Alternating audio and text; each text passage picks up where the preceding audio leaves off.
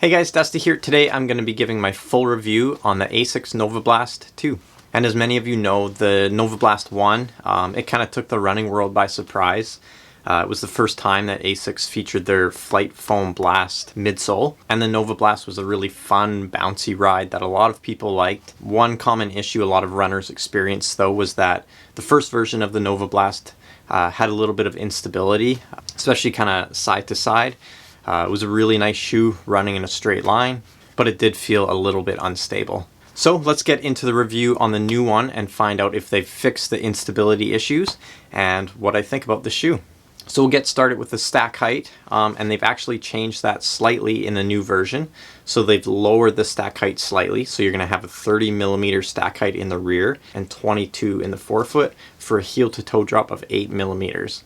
Now the Novablast 2 comes in a little bit heavier than the first version, so a men's size 9 weighs in at 9.7 ounces or 275 grams. And to be honest, a shoe that makes a great daily trainer and long run shoe, especially for easy miles. I personally don't think weight is a huge issue. So if Asics had to make this shoe a little bit heavier and add a few grams to fix some other issues, I think that's a good thing and it's not the end of the world. Now, as far as size on the Novablast 2, it fits maybe just a touch long.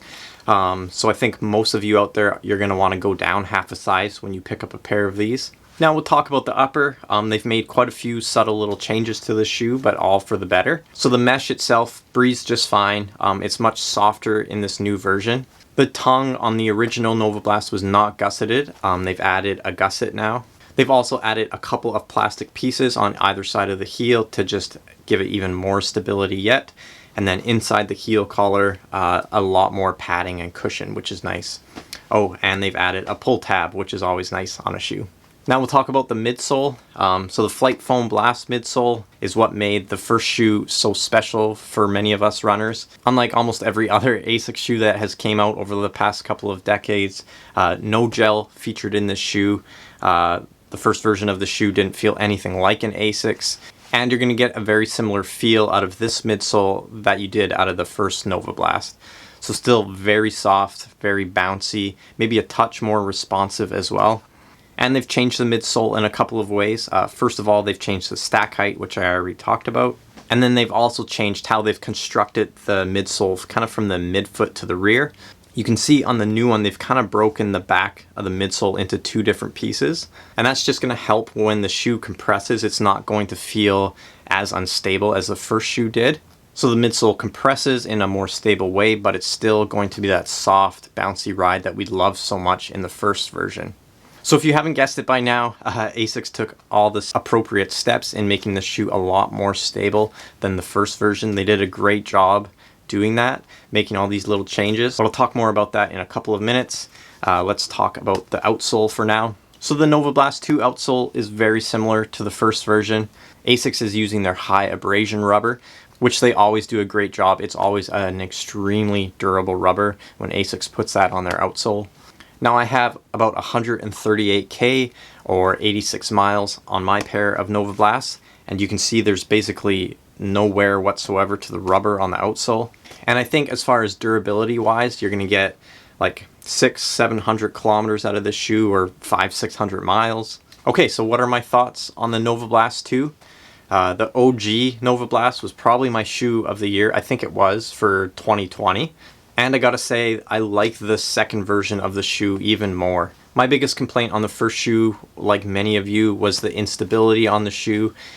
There are many routes that I like to run where the shoulder has a bit of a camber to it, and I always felt like I was fighting so hard to keep the shoe stable on a surface like that. And when I say they made the shoe more stable, it's still a neutral road running shoe. It's not posted, it doesn't have a lot of stability built in terms of if you pronate a lot. But as far as just having a more stable platform every time you land, especially if you're running on like a cambered surface, the Novablast 2 is much better at that than the first version. So I personally use the Novablast for daily training. It's certainly in my running shoe rotation as a workhorse of a shoe. I love it for everything from short, easy recovery runs all the way up to long runs. Like I mentioned, it's maybe a bit more responsive than the first version, but I still wouldn't use this for tempo work or speed work. I might do some more steady pace runs at this, but I think where the shoe really shines is at easy efforts.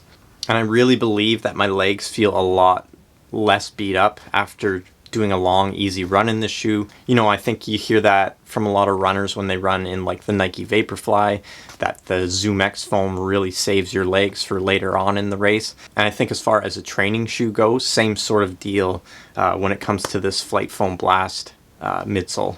So I recommended the first version of this shoe to many people, friends, training partners, even my wife picked up a pair, and everyone loved it. And I think if you love that shoe, you're going to love the second version. And if you didn't love the first version because of the instability issues, rest assured they fixed that in the second version. So overall, an awesome daily trainer / long run shoe. It's going to be a really versatile shoe for many of you. One, not only is it durable, it has a soft, fun, bouncy ride to it. I think it's responsive enough that many of you could use it kind of as a tempo shoe, even a race day shoe if you don't want to have a whole bunch of shoes that do different things. I think this can still be a great all-around shoe for that runner. And as far as price goes, the Novablast 2 retails for $130 US, and it's gotten a slight price reduction in Canada. It comes in at 180 Canadian. And in my opinion, to get a top tier, long-lasting daily trainer, long run shoe that can do it all for you, that's a decent price. And if I left anything out and you have any questions about the Novablast 2, please leave a comment down below and I'll get back to you. And like always, thanks for watching, and I'll see you in the next video.